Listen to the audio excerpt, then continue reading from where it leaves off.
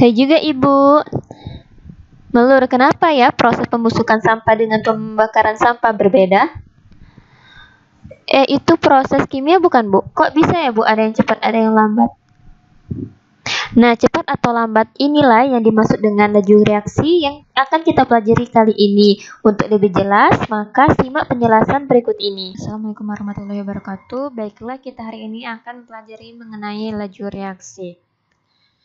Adapun kompetensi dasar menjelaskan pengertian laju reaksi, faktor-faktor pengaruh laju reaksi, memahami teori tumbukan, untuk menentukan order reaksi, merancang, melakukan, menyimpulkan, serta menyajikan hasil percobaan mengenai faktor-faktor yang mempengaruhi laju reaksi.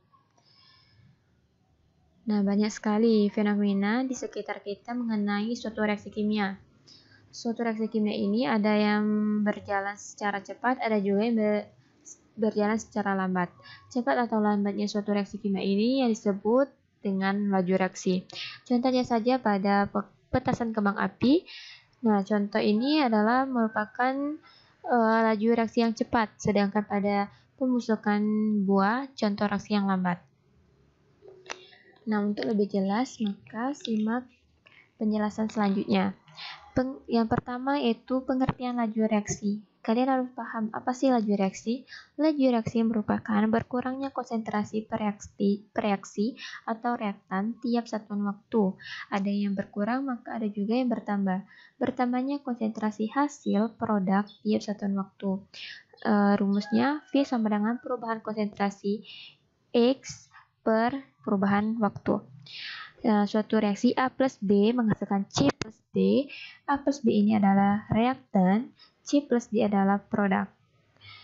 Nah, reaktan ini memiliki tanda min dan produk ini memiliki tanda plus. Min dan plus di suatu reaktan dan produk ini tidak mempengaruhi pada perhitungan.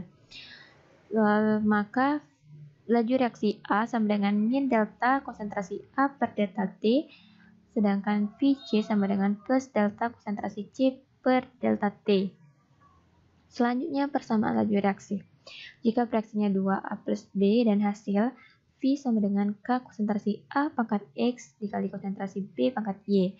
Sedangkan jika reaksinya 3A plus B plus C dan hasil V sama dengan K dikali konsentrasi A pangkat X dikali konsentrasi B pangkat Y dikali konsentrasi C pangkat Z. V ini laju reaksi, K konstanta laju reaksi, X order reaktan A, Y order reaktan B, Z order reaktan C, X plus Y plus Z reaksi total. Kemudian kita mempelajari order laju reaksi. Order laju reaksi ini ada 3. Yang pertama reaksi 0, order 0, menunjukkan bahwa laju reaksi tidak bergantung pada konsentrasi. Seberapa banyak konsentrasi reaktan yang kita berikan, maka lajunya tetap. Kemudian order reaksi 1 menunjukkan bahwa laju reaksi hanya dipengaruhi oleh konsentrasi satu reaktan saja. Misalnya itu apabila terdapat reaktan 1 molar, laju reaksi lambang V, maka apabila ditambahkan konsentrasi reaktan 2 kali lipat laju awal 2 molar, maka laju reaksi juga menjadi 2 kali laju awalnya. Seperti pada grafik yang diberikan ini. Kemudian laju reaksi 2 menunjukkan bahwa laju reaksi dipengaruhi oleh konsentrasi kedua reaktannya.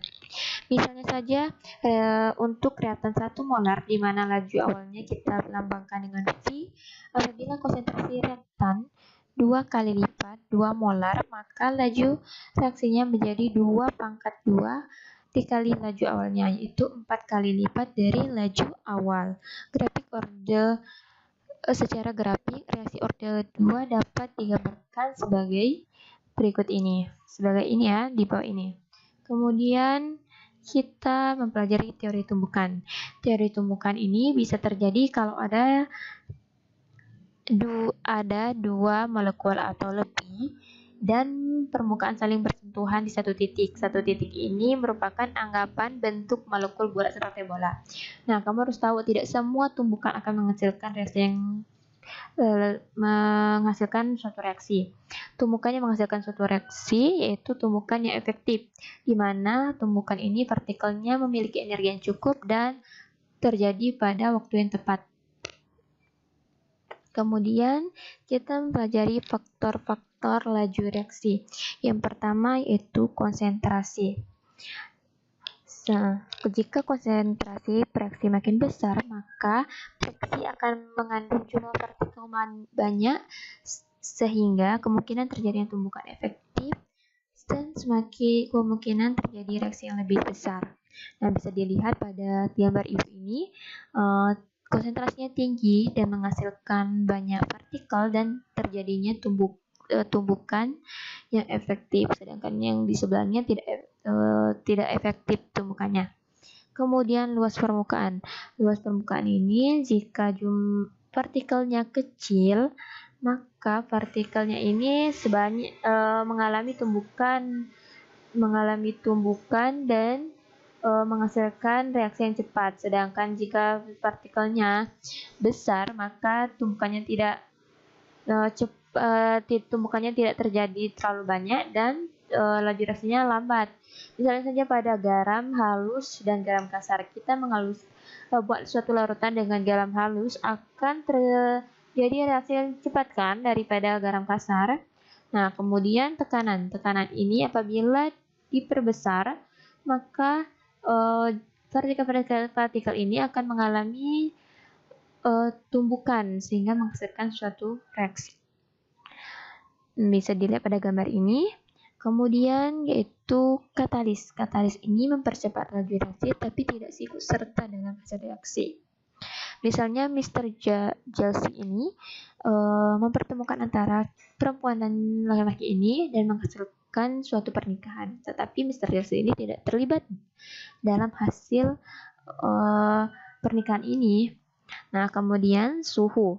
Suhu ini mempengaruhi laju reaksi. Jika suhu dinaikkan atau kita naikkan suhu, maka partikel akan saling bertabrakan dan menghasilkan suatu reaksi atau reaksinya larut seluruh. Sedangkan pada yang tidak diberikan pemanasan, maka reaksinya itu berlangsung lambat. Seperti gambar ibu yang tampilkan ini, ada yang dipanaskan dengan api dan ada yang tidak. Sedangkan yang dipanaskan api ini reaksinya terlarut cepat dan yang ini masih terdapat partikel.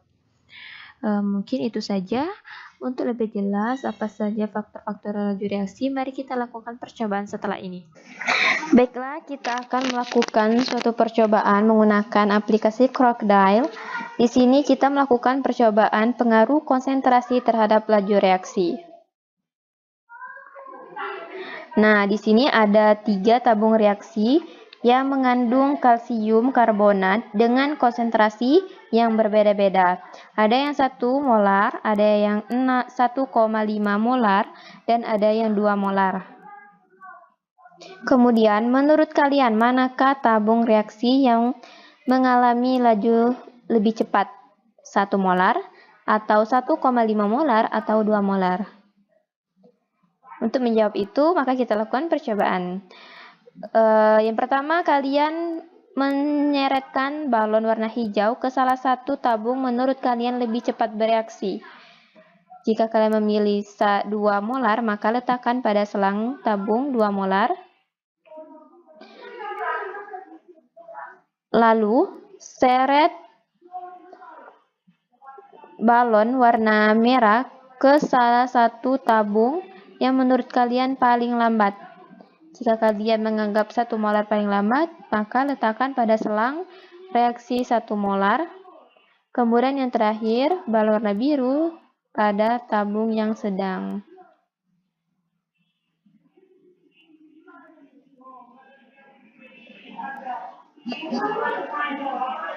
Kemudian kalian mengklik ini agar bisa mengetahui balon manakah yang lebih cepat meletus.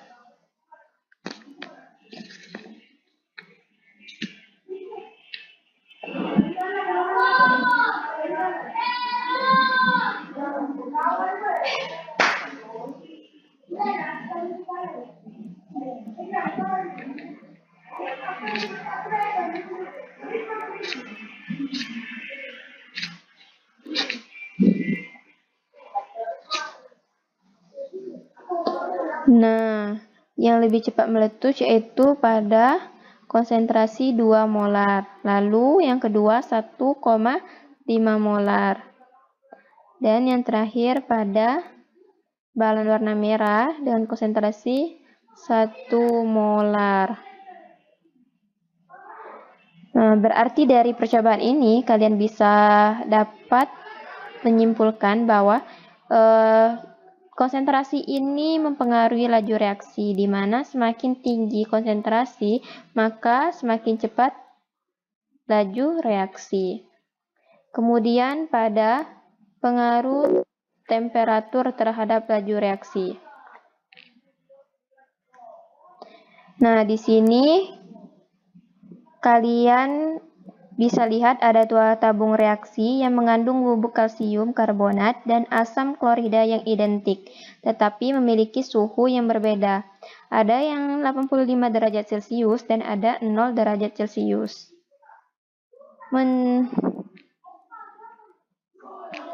Menurut kalian, manakah dari 2 tabung reaksi yang memiliki suhu berbeda ini yang lebih cepat bereaksi?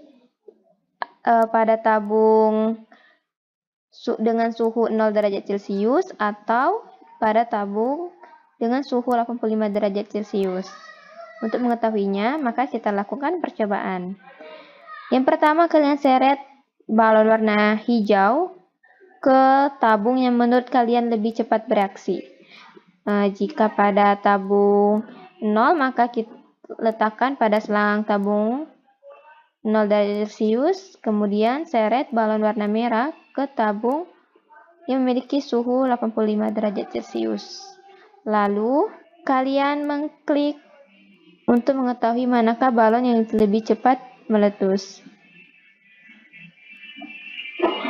Nah, berarti yang lebih cepat meletus yaitu pada suhu 85 derajat Celcius. Dan yang terakhir pada suhu 0 derajat Celcius. Maka, suatu suhu ini mempengaruhi laju reaksi, di mana semakin tinggi suhu, maka semakin cepat laju reaksi. Mungkin itulah percobaan kita kali ini. Semoga bisa dipahami. Terima kasih. Wassalamualaikum warahmatullahi wabarakatuh.